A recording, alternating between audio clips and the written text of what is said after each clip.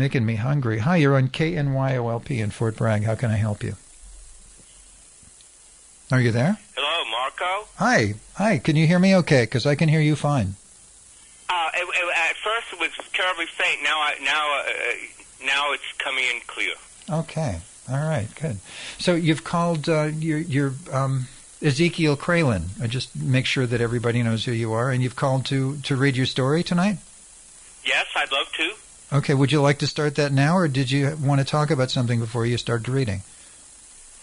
Oh, I don't know. Okay. Well, let me just read it. Good. All right. It's called Down with the Rainbow Flag. Readers, please note, I use the new word Thracian as a dignified replacement for the conventional word gay as it applies to homosexual men, and the new word Hellene or Hellenic as a more elegant substitute for the acronym LGBT or for the word queer. June 26, 1990. Dear Editor, I feel insulted and outraged as if slapped in the face by the SF Sentinel's article of June 25th, 1990, page 18, entitled The Rainbow Flag, Symbol of Our Pride. If, in truth, our flag's origin comes from one Gilbert Baker, just as he describes, then may Goddess have mercy on our fag-dyke souls.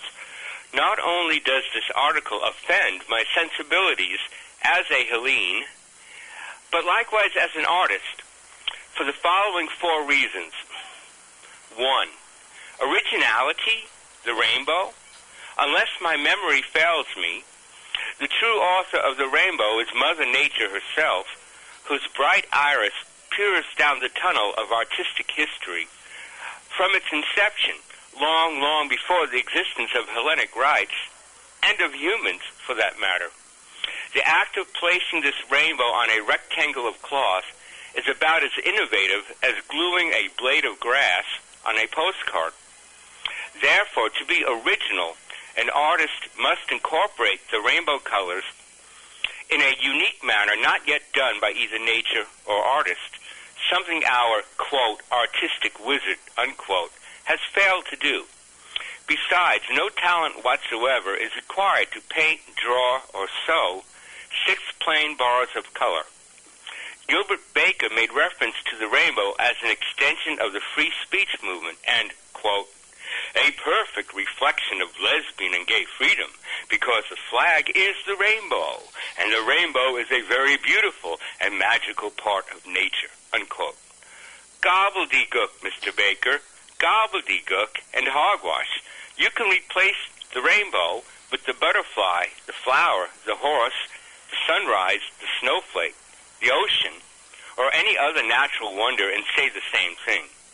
The rainbow in and of itself has no immediate correlation with gay rights, for it has been used throughout the ages as the backdrop for a myriad of themes and causes, starting perhaps with Noah's Ark, the most recent being Jesse Jackson's Rainbow Coalition. In short, like the heart and the star, the rainbow has been overdone and overworked. 2. Add injury to insult.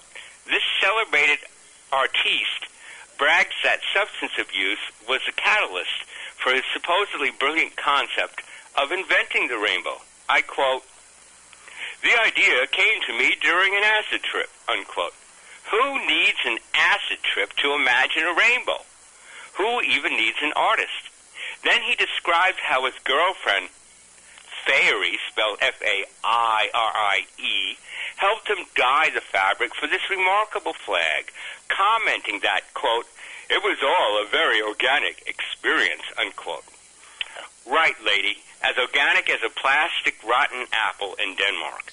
So here we have this hippy-dippy couple, apparently heterosexual, dropping acid and probably laughing all the way to the bank for pulling the rainbow wool over the eyes of our lesbian Thracian community. This is the father of our flag? What sort of role model is this to pass on to our queer youth? 3.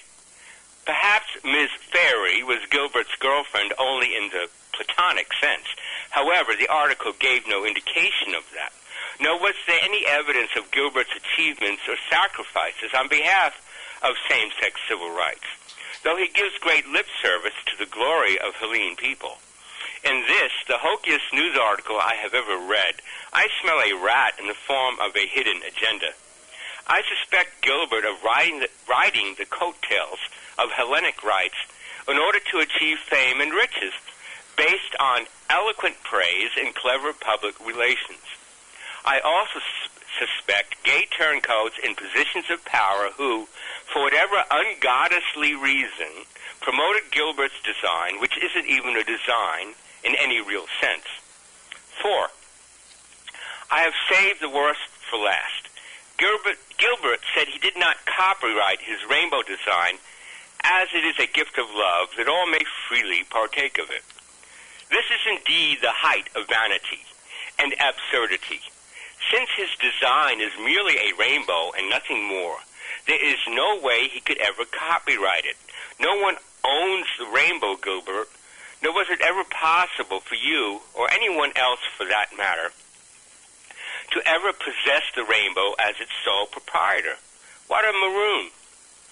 Our queer community takes pride in its artistic sensibilities and great tradition of a long line of the finest artists in history. Yet, we blandly accept, even praise with open arms, a heterosexual artist's plain and unoriginal rendering of 6 stripes of colors for our glorious flag. How could we have let ourselves be so badly duped? Who made this decision?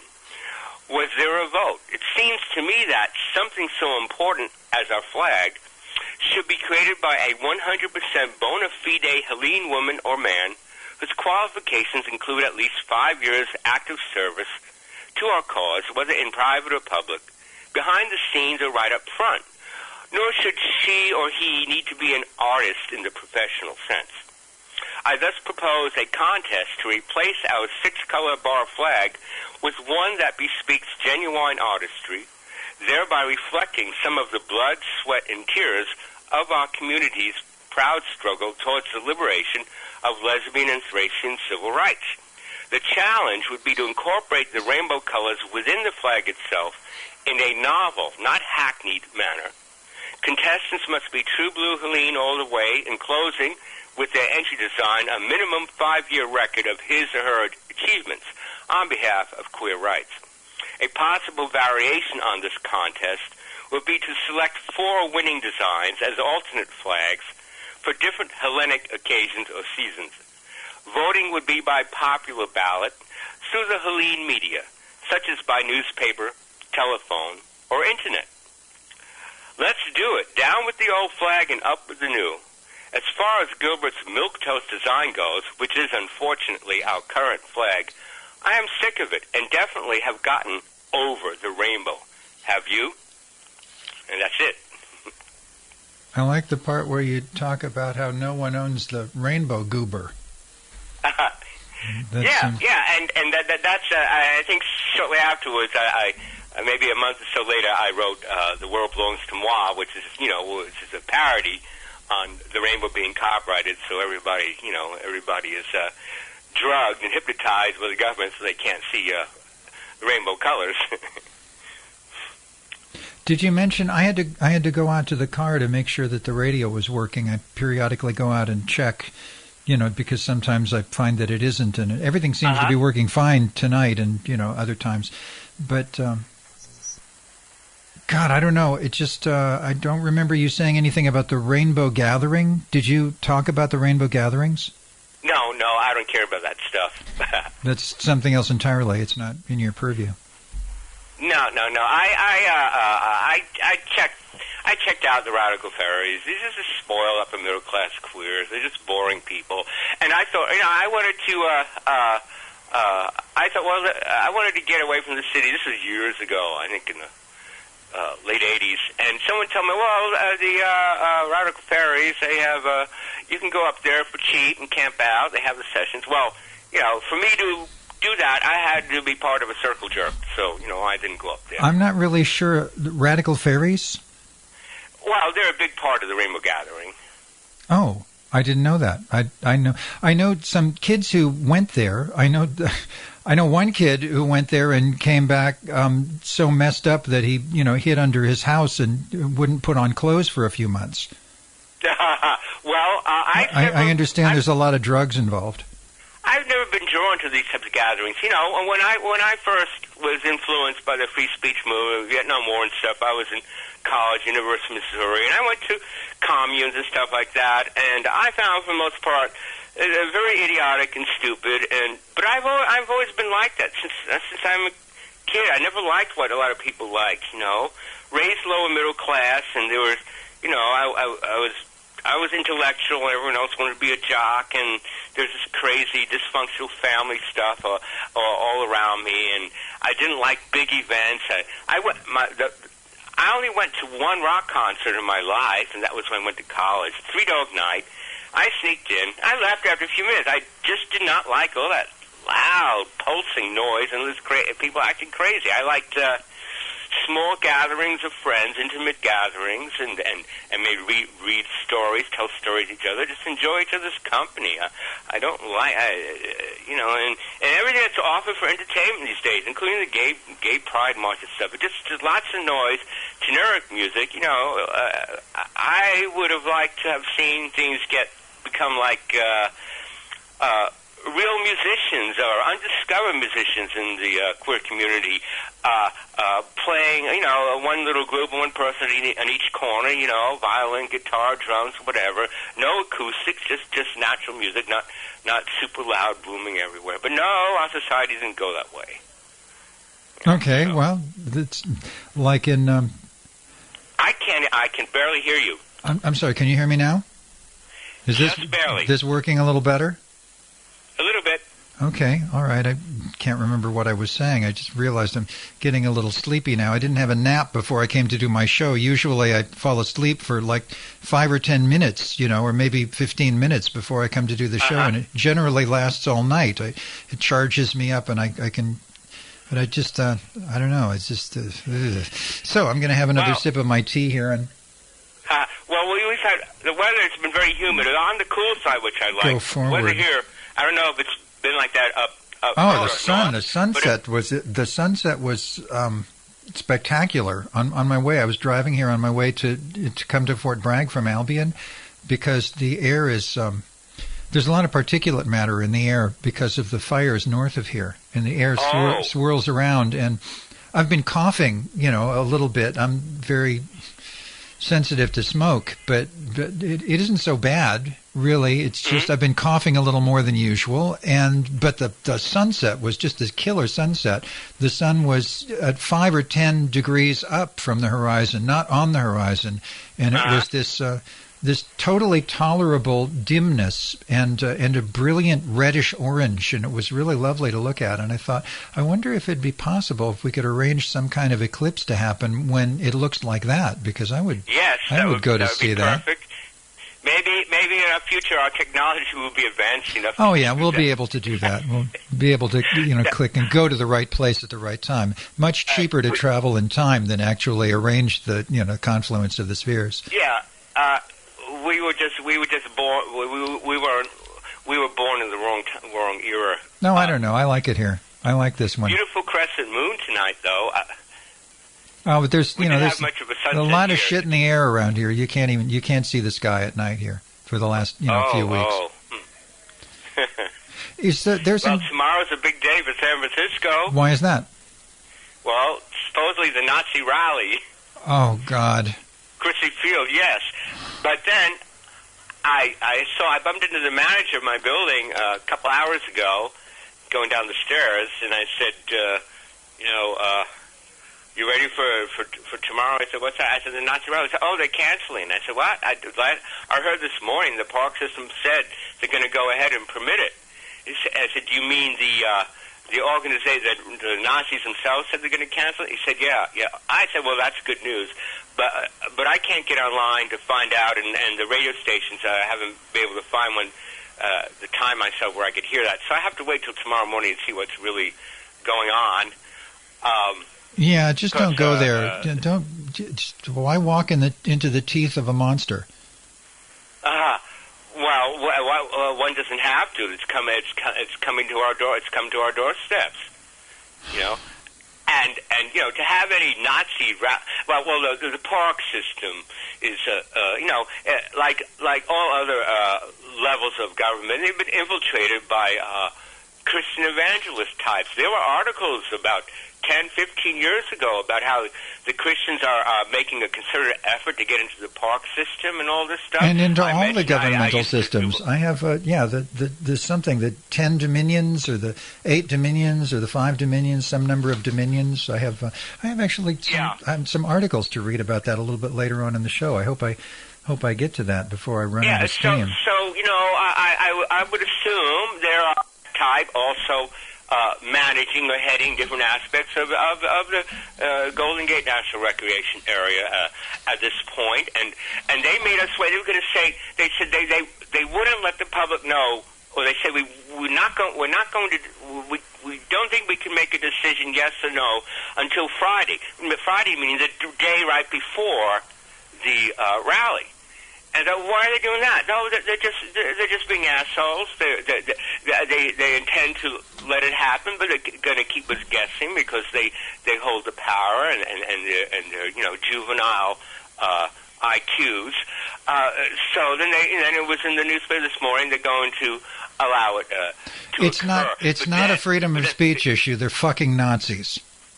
Yeah, of course, and of course, it's not a freedom of speech issue, and Mayor Ed Lee said that's just a cop out. But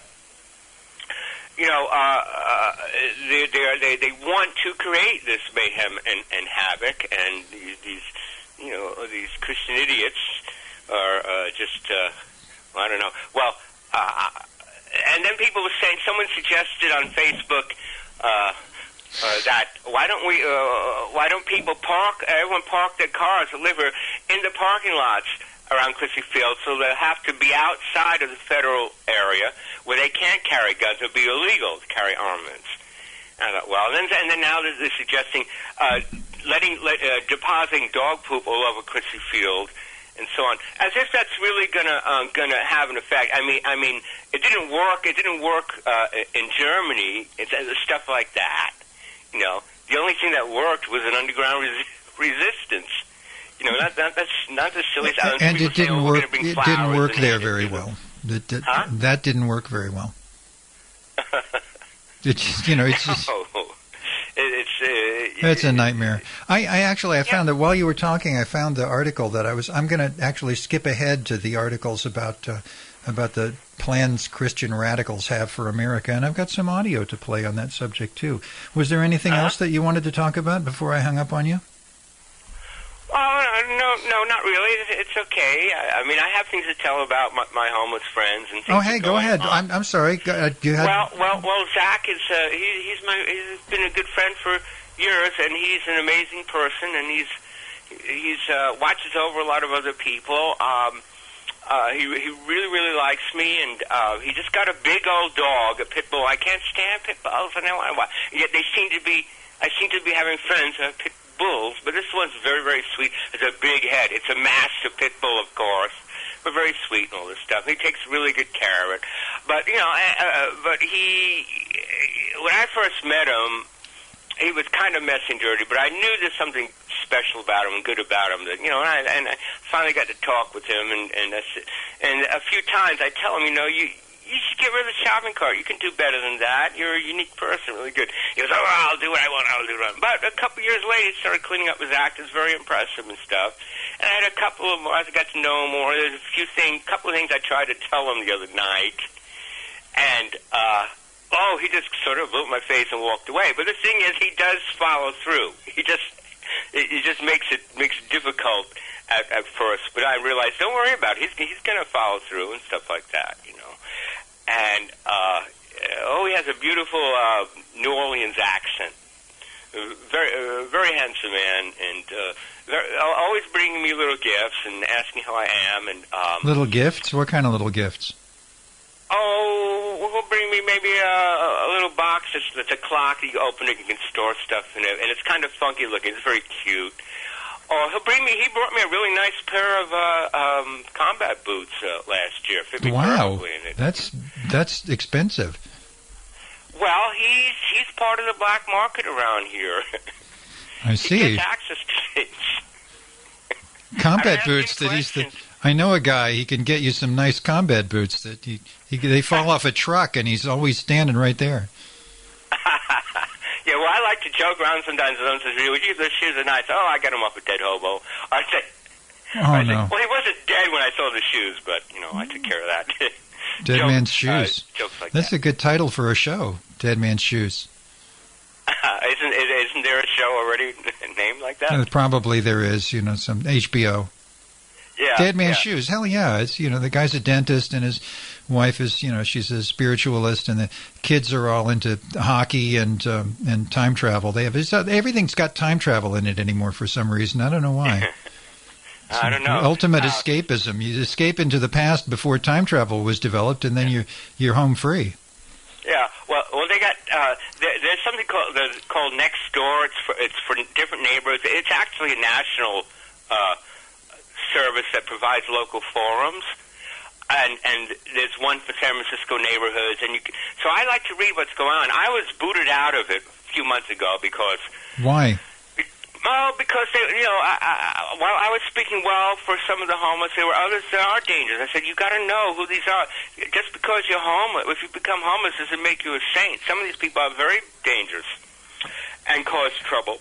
What kind of trouble? And some are very nice. And tell me about it. I don't know about this trouble. What kind of trouble do some of the homeless people? Violence. Oh. Screaming and disturbing the peace all night long. The screaming, yeah. Yeah, and shooting up and being messy about it and acting crazy and breaking into homes. It's been on a sharp increase in the Castro and others. Really? Because the police are.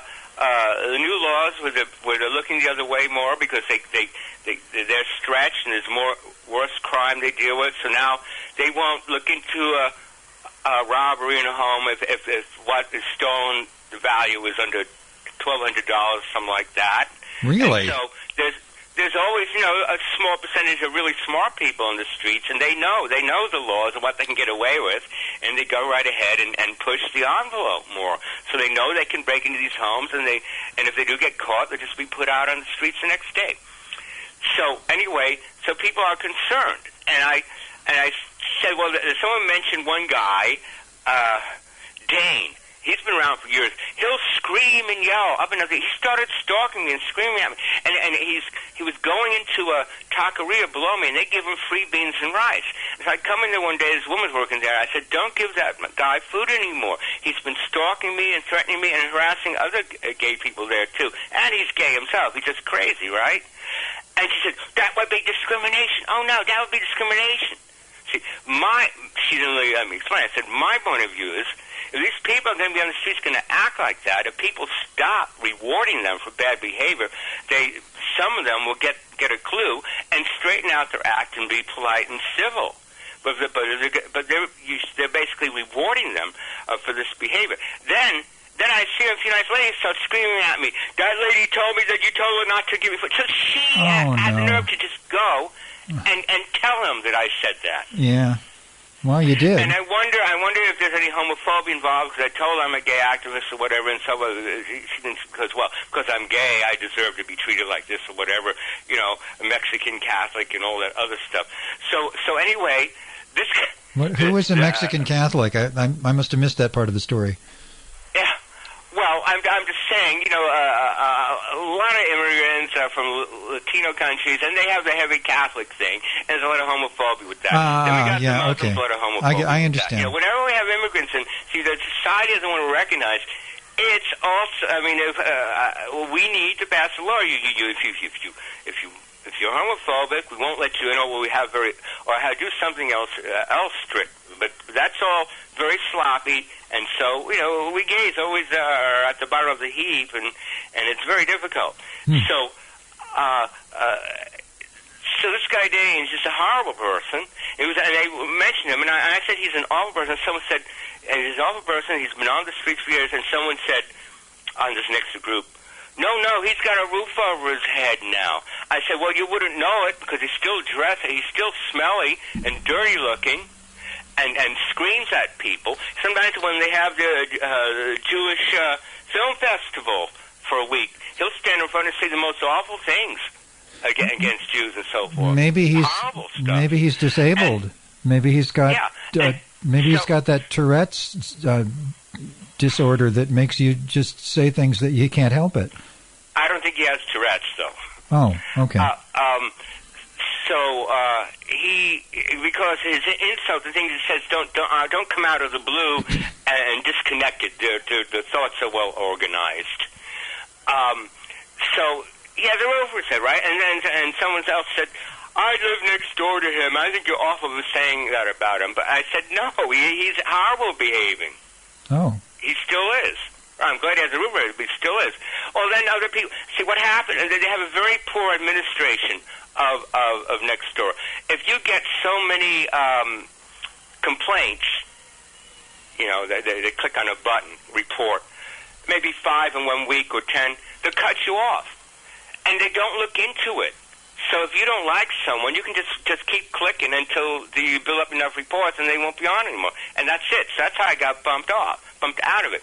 The ironic thing was, a few years ago, Dane had pulled someone out of a burning car, so he became sort of a local hero. I said, oh, my God.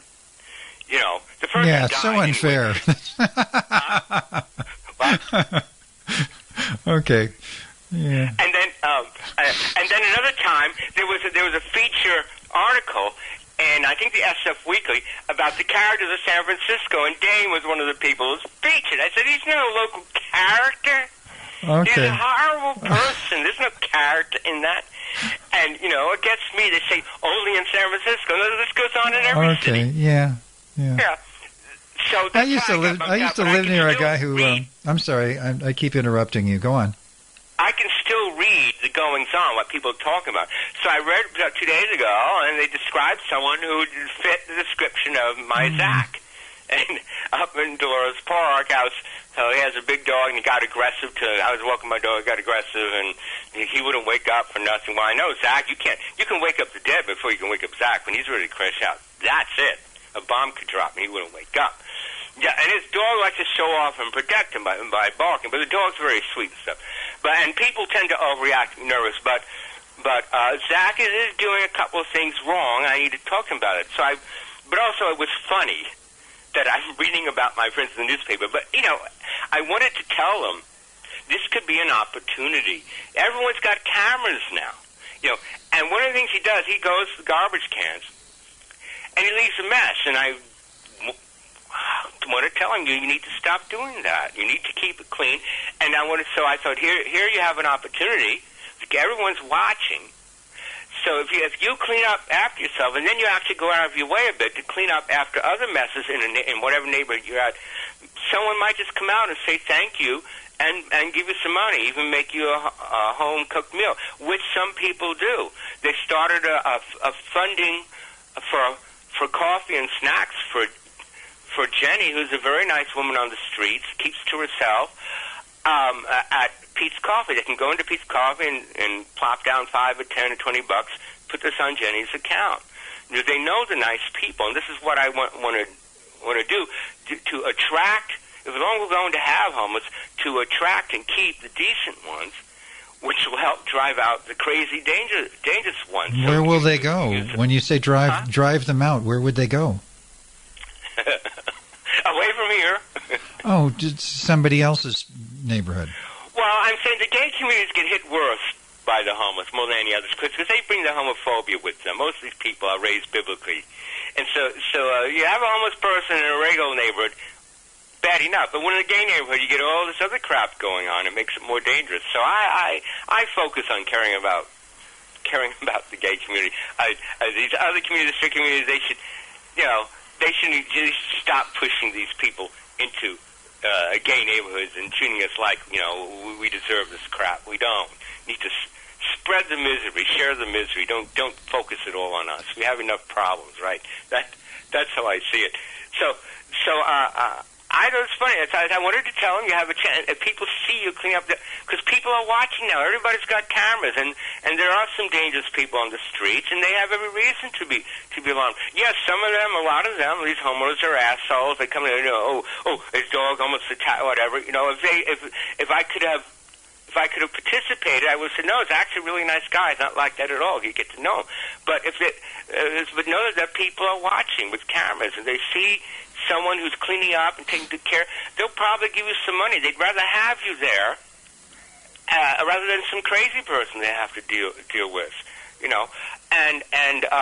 So I wanted to tell him. I said, "Oh, by the way, in line, he just jumped, just snapped at me. Said, "Oh, you're gossip here. You're gossiping all this stuff." He just like, and I said, "You're exaggerating and taking out all proportion." I wanted to joke with him about it and then suggest that you do this. You're going to piss people off if you leave garbage around, and it's bad. It's unhealthy. The rats will populate more, and you get the raccoons, and some of them have rabies, and you want. But they're so cute. Raccoons are just the cutest things, especially when they're tearing up a trash can. Yeah, but from a distance. We got one on Noe Street, a big old raccoon that crosses the street. Oh, we have one living in the attic of the radio station. We can't get rid of him. Really? Yeah. He comes in, he goes out the back somehow, gets up in the attic, and you can't get in there to get it out because it's very close. Jerry tried, but I heard him a little earlier today. And sometimes he gets in between the walls of this building and the next building. I mean, they're very close together. It looks like one building, but they're actually two buildings. You could take one out and the other one would still stay standing. Something gets in there and kind of crawls along sideways. Living in an urban area and having an increase in raccoons and coyotes and other creatures. I wish we could have firefoxes, little red pandas, because they're even cuter than raccoons. A firefox? Firefox, yeah. It's the colloquial term for red panda. Very close to a raccoon. They're beautiful little ants. From China? Yeah, they live. I don't know where they live. I think they live in Indonesia, and they might have them in India. And they've got them in zoos all over the world. Do we need a lot of bamboo growing? No, I think they just eat garbage like everybody else. Oh, okay. Well, in the urban areas, we've got to control the garbage, keep the lids on and sealed and stuff like that. Or just move the raccoons out and bring in some pandas. Even the big pandas would be great to have in the city. Yeah. Lots of big pandas living in the alleys. I see the homeless situation from both sides, from people who roofs over their heads and people on streets. And both groups are assholes in some ways, and both groups are right on in some ways, And I tried to explain this to him, but he wouldn't hear it. He just walked away. So, but he'll come back, and he'll either apologize or straighten out. He'll tell me, "Oh, guess what? I cleaned up around and stuff like that." And he will. He's a very good man. Just I don't know. I think he just likes to give me a hard time for a little while, see how I handle it. That's probably it. Because he always follows up. Okay, he's a very thoughtful man. I try to explain to him, you're not like some of these other people on the streets. He talks about it. He said, you said this guy's bad. You warned me about him. He's been very nice. I haven't seen him for months. I said, no. He talked about a guy named Patrick. No, he's dangerous. There's a reason he's been banned from being in the Castro. He starts fires and he gets violent sometimes. I said, be careful. But Zeke, I'm sorry. I'm just not anything about you or anything that you're doing or saying. I'm just I'm realizing that I'm running out of steam from talking on the phone instead of reading. Well, that's fine. It's great calling in as usual and reading a tale and chatting a bit. Okay. Thanks for calling. Thanks for calling to read your story. And next week, if you'd send me a story to read, I'll read it. Will do. Okay. Have fun with the rest of the show. My Wi-Fi connection is not up, so I haven't been able to listen. Okay. Good luck with your project, and maybe you could look into getting some of those pandas in there and replace the raccoons, because people would like that. Sound particularly realistic. Well, they're neater, but sometimes they bite you. You have to be careful. You have to play nice. You can't trick them and offer them something and pull your hand away, because they don't like that at all. I've already got a couple of pandas out there that I watch over. So. Okay. Goodbye, Zeke. All right. Bye-bye.